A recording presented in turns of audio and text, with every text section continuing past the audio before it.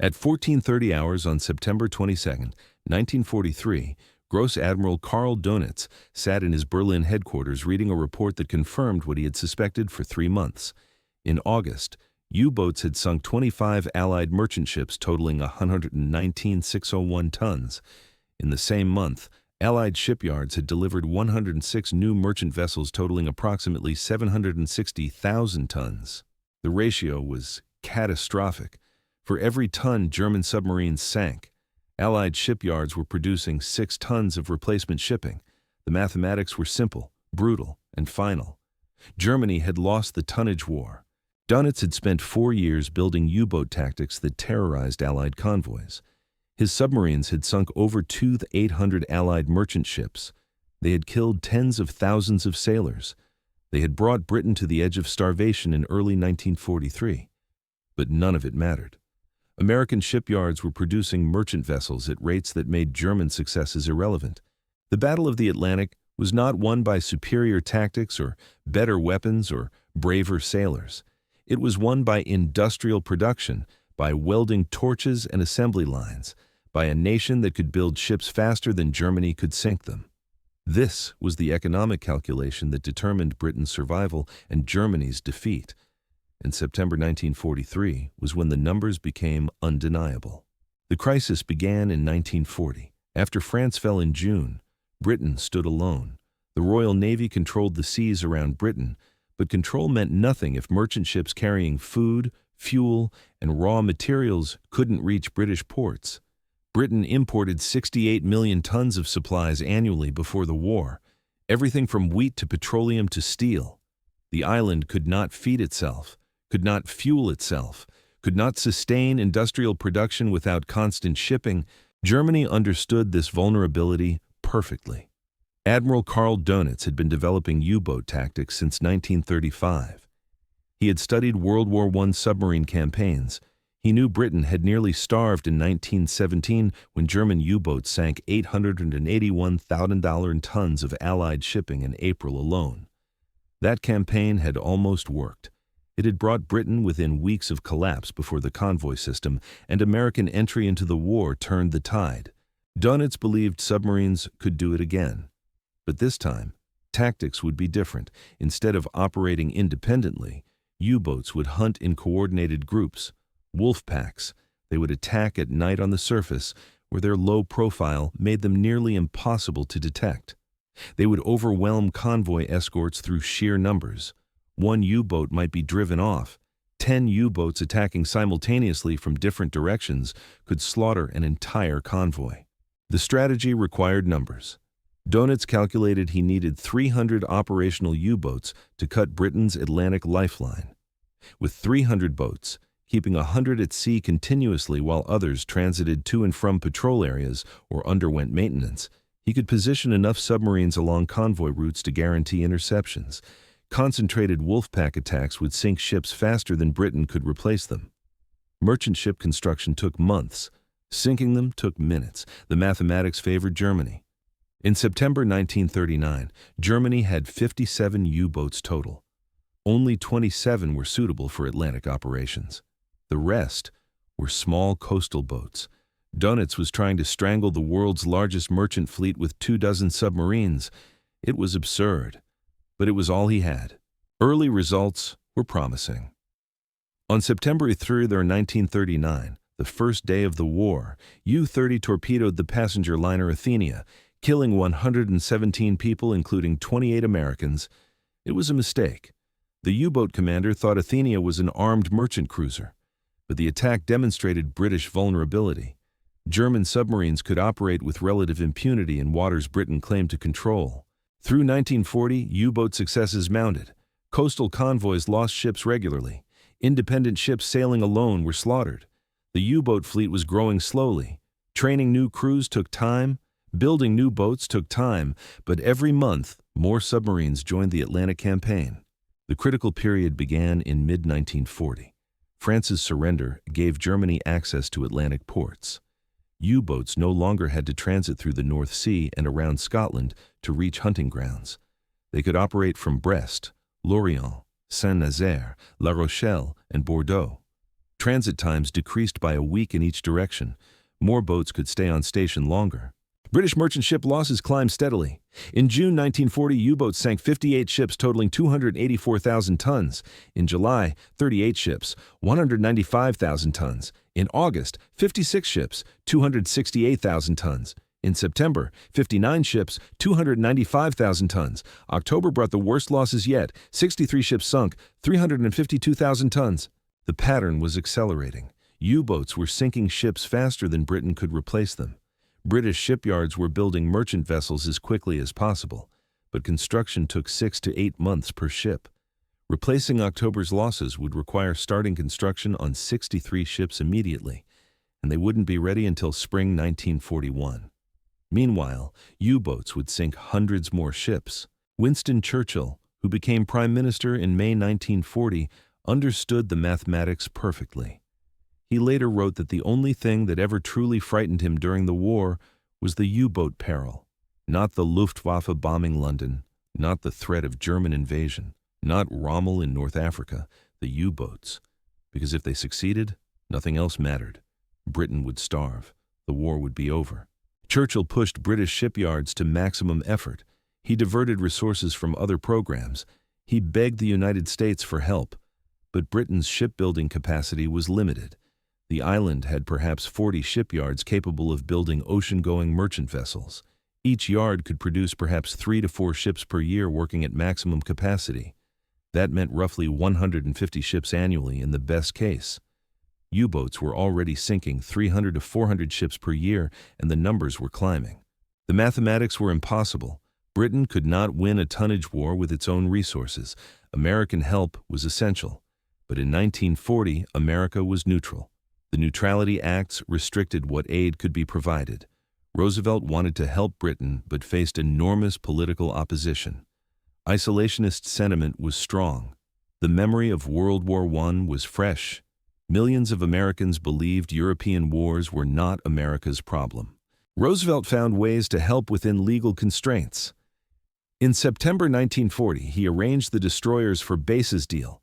Britain received 50 old American destroyers in exchange for 99-year leases on British bases in the Western Hemisphere.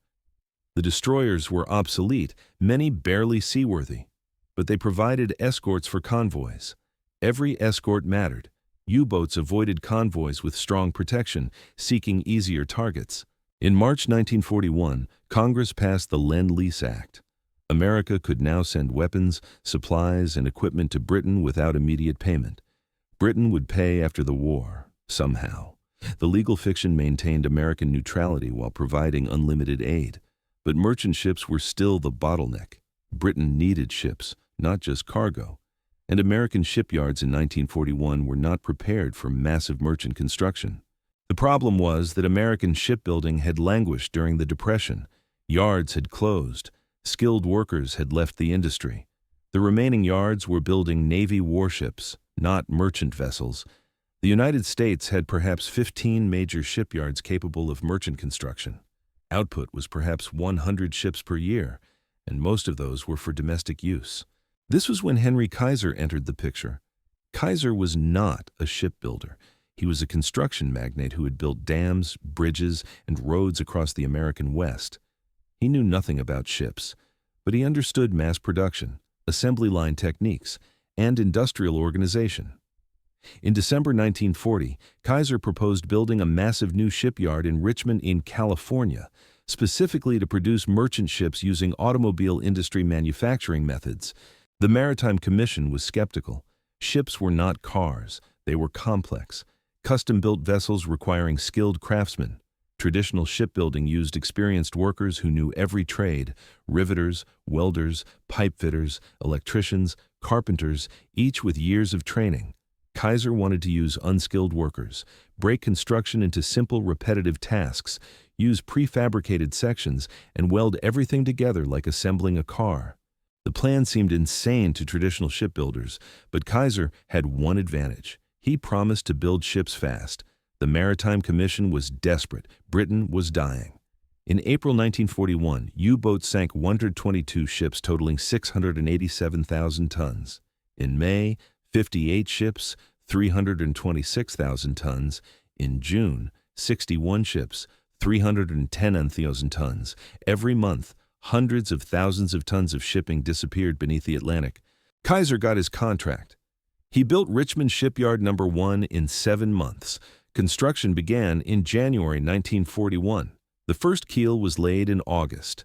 The yard eventually grew to 4 separate facilities. Kaiser built 6 additional shipyards at other locations.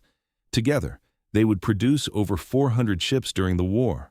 The key innovation was the Liberty ship. This was a standardized merchant vessel, 441 feet long, 57 feet wide, 10 800 tons displacement, ugly, slow, mass-produced. Top speed 11 knots, barely faster than convoy speed. Range 17,000 miles. Cargo capacity 10 800 deadweight tons. Powered by a 2,500 horsepower triple expansion steam engine, technology from the 1890s. The design was deliberately archaic because steam turbines required precision manufacturing. Triple expansion engines could be built quickly by any machine shop with basic capabilities. The Liberty ship design was actually British in origin, based on a tramp steamer built in Sunderland in 1879. The British provided the plans to America in 1940. American engineers modified it slightly, but the basic design was proven, simple, and could be built fast. Traditional shipbuilding constructed vessels from the keel up. Workers built the hull as a single unit, starting at the bottom and working upward. Everything was custom fitted on site. Kaiser's method broke the ship into prefabricated sections. Sections were built separately, often in facilities miles from the shipyard. Double bottom sections, bow sections, stern sections, deck houses, all prefabricated. Workers drilled holes, installed piping and wiring, painted surfaces before assembly. Sections were transported to the shipyard on trucks or barges. Giant cranes lifted them into position. Welders joined them together. A Liberty ship contained roughly 30 prefabricated sections. Assembly was like building with enormous Lego blocks. The method required far less skilled labor. Workers needed only a few weeks of training to perform specific tasks. Weld this seam, bolt this bracket, install this pipe. Simple, repetitive, fast. The first Liberty ship, SS Patrick Henry, was launched September 27, 1941. Construction time was 244 days from keel laying to launch, far faster than traditional construction, but still too slow. Kaiser kept refining the process. Construction times dropped steadily. By late 1942, average construction time was 60 days. By 1943, it was down to 42 days.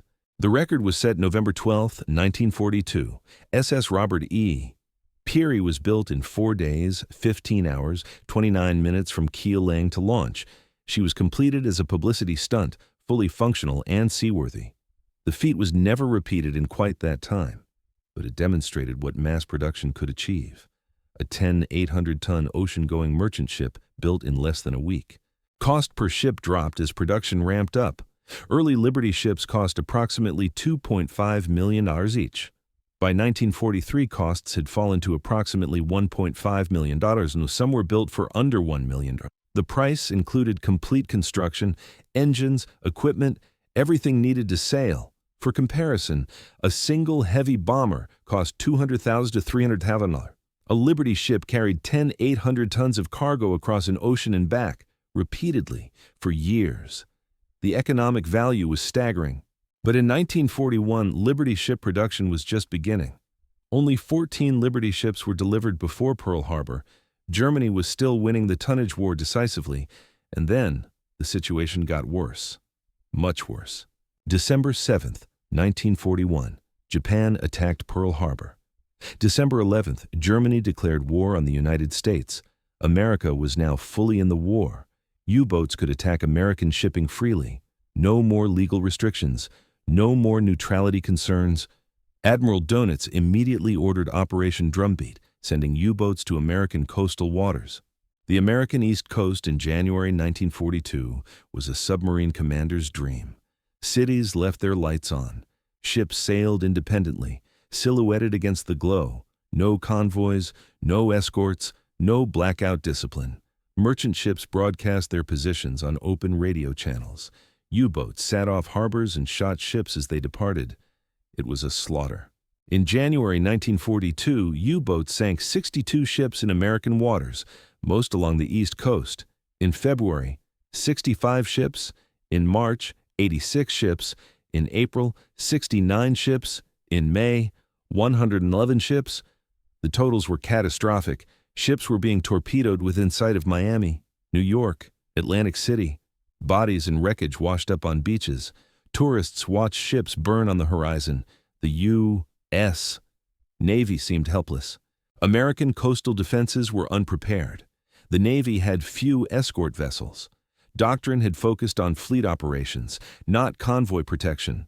There were not enough destroyers, corvettes, or patrol craft.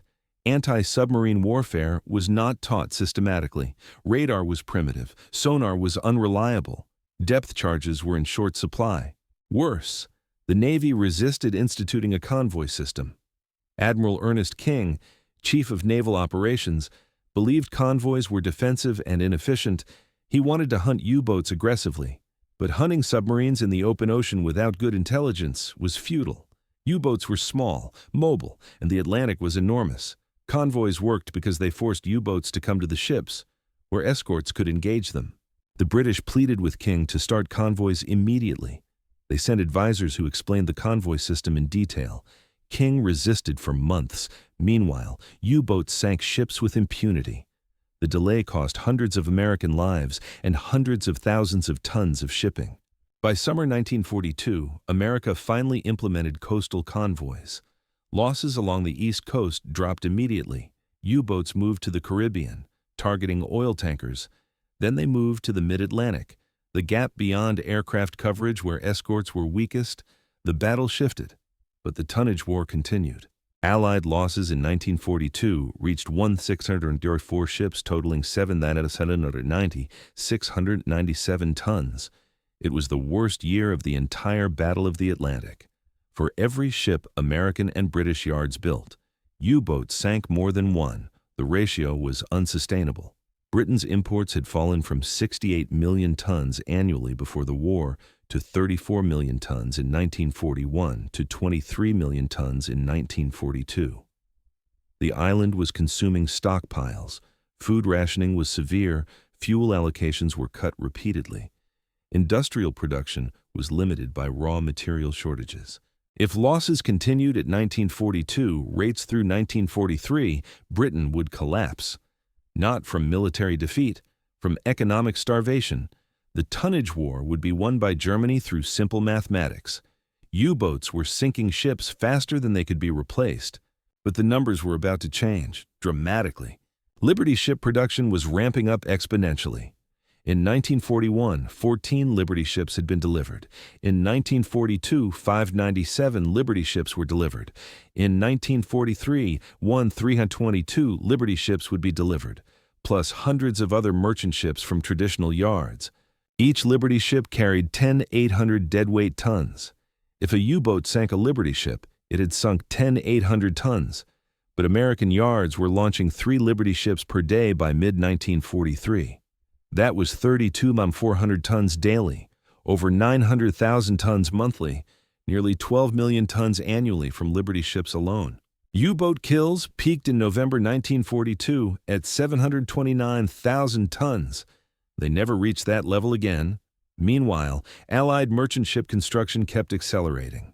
In 1942, Allied yards had built 781,000 tons of merchant shipping. In 1943, they built 500,000 tons. The ratio had reversed. For every ton, U-boats sank. Allied yards were building 2 tons. The turning point came in May 1943.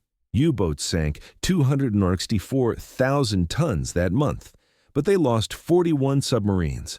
41. In a single month, the losses were catastrophic for Germany. Training a U-boat crew took 6 months. Building a Type 7 U-boat took 9 months.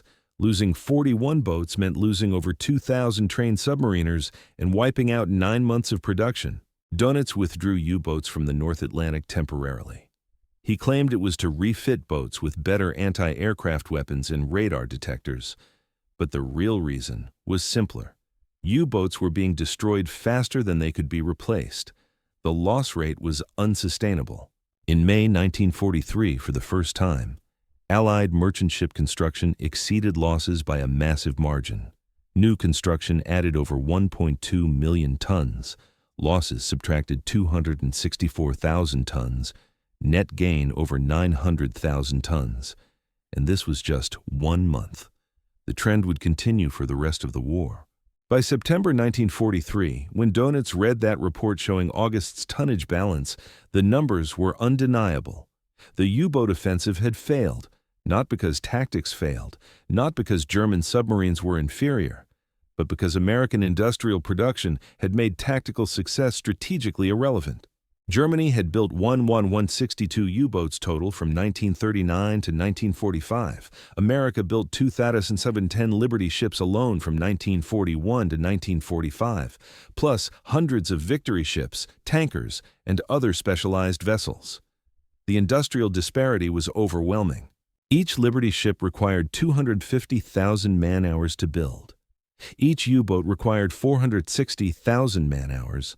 America could build 2 Liberty ships in less time than Germany could build 1 U-boat, and each Liberty ship carried more cargo than a U-boat could sink in an entire patrol.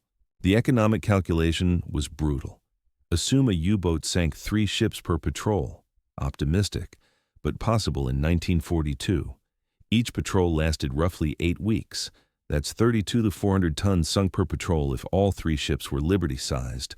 But in 8 weeks, American yards launched 168 Liberty ships totaling 814 to 400 tons. 168 ships launched while 1 U-boat sank 3. Donitz needed to sink Allied shipping faster than it could be replaced. But the math was impossible. Even if every U-boat at sea sank 3 ships per patrol, which they didn't, it was nowhere near enough. American production was orders of magnitude larger than German sinking capacity. The Germans knew it. Donitz's staff calculated the numbers constantly. They knew monthly Allied construction totals. They knew their own sinking rates. They could see the gap widening. In August 1943, U-boats sank 25 ships. Allied yards launched 400 ships. The ratio was 16 to 1, 16 new ships for every one sunk. There was no coming back from those numbers. No tactical brilliance could overcome such disparity. Germany could build better U-boats, develop better torpedoes, train more crews. None of it would matter. The industrial mathematics were final. Some German naval officers proposed more aggressive tactics, attack convoys regardless of losses, accept higher U-boat casualties in exchange for higher sinking rates. Donitz refused. He could not replace crews fast enough. Training took months. Losing experienced crews was catastrophic. New crews were far less effective. A veteran U-boat commander might sink 20 ships in his career. A replacement commander might sink 3 before being killed. The U-boat force was burning through its seed corn. The experienced commanders who had terrorized convoys in 1942 were mostly dead by 1943. Their replacements were younger, less experienced, more likely to make fatal mistakes. Loss rates climbed, sinking rates fell. The curve was going in only one direction. In late 1943, Germany introduced new U-boat types. The type Submarine was revolutionary. Larger, faster underwater, better battery capacity, streamlined hull. It could cruise submerged for days, making it nearly immune to aircraft, if deployed in numbers. Type XEXs might have changed the tonnage war, but they entered service too late. Only 4 became operational before Germany surrendered. Production problems, bombing of factories, and raw material shortages delayed the program fatally. The same pattern repeated across German production. Better technology arrived too late in too small numbers. Germany could design excellent weapons, but producing them in quantity while Allied bombers destroyed factories was impossible. America built adequate weapons in overwhelming numbers. Germany built superior weapons in inadequate numbers. Numbers won. By 1944, the Battle of the Atlantic was effectively over. U-boats still operated. They still sank ships. But strategically, they no longer mattered. Allied merchant tonnage kept growing. Convoys crossed the Atlantic almost unopposed. The invasion of Normandy in June 1944 required moving millions of tons of supplies across the Atlantic and English Channel. U-boats were irrelevant. They sank a handful of ships. thousands arrived safely. The final statistics were stark. From 1939 to 1945, U-boats sank 279 Allied merchant ships totaling 14,573 tons. In the same period, Allied yards built over 42 tons of new merchant shipping. Net gain, 27,500 tons. The Allied merchant fleet in 1945 was larger than in 1939, despite losing nearly 15 million tons to U-boats. Germany lost 783 U-boats. Of the approximately 40,000 men who served in U-boats, about 30,000 died. A 75% casualty rate, it was the highest loss rate of any German military service. U-boat crews fought with incredible courage. They endured conditions that would break most men. Weeks underwater in cramped steel tubes, hunted constantly, depth-charged repeatedly, knowing statistically they would probably die. They kept fighting anyway, but courage could not overcome mathematics. Industrial production decided the Battle of the Atlantic. Welding torches and assembly lines won the tonnage war. The moment Germany lost came not in any single battle, but in the month when Liberty ships launched exceeded all U-boat sinking capacity. That moment was early 1943. Everything after was Germany losing slowly. Dönitz knew it by September 1943. His staff knew it. Probably Hitler knew it, though he never admitted it. The tonnage war was over. Germany had lost, not because U-boats failed tactically, but because America's industrial capacity was so overwhelming that German tactical successes were strategically meaningless. This was the calculation that determined Britain's survival, not the courage of convoy escorts, though they were brave, not the skill of naval commanders, though they were skilled, but the capacity of American shipyards to build merchant vessels faster than U-boats could sink them. The Battle of the Atlantic was won by economics, by production rates and tonnage calculations, by a nation that could turn industrial power into strategic dominance. The lesson was clear, and Dönitz understood it perfectly. You cannot win a tonnage war against an opponent who can build ships faster than you can sink them. The mathematics are final. Once Allied construction exceeded German sinking capacity, the Battle of the Atlantic was over. Everything after September 1943 was simply playing out the inevitable conclusion of that economic calculation. Britain survived not because the Royal Navy defeated U-boats. Britain survived because American shipyards produced Liberty ships in numbers that made U-boat victories tactically impressive, but strategically irrelevant. The tonnage war was won by rivets and welds, by assembly lines running 24 hours per day, by an industrial system that could produce ocean-going merchant vessels in 42 days. When Dönitz read that September 1943 report, he knew the war was lost, not just the Battle of the Atlantic, the entire war, because if Germany could not cut Britain's supply lines, could not starve the island, could not prevent American supplies from reaching Europe, then Germany faced an enemy with unlimited resources, unlimited production, and unlimited time. The economic calculation that defeated U-boats in the Atlantic would eventually defeat German armies in Europe. That calculation was simple. America could build faster than Germany could destroy. And in modern industrial warfare, that calculation was final.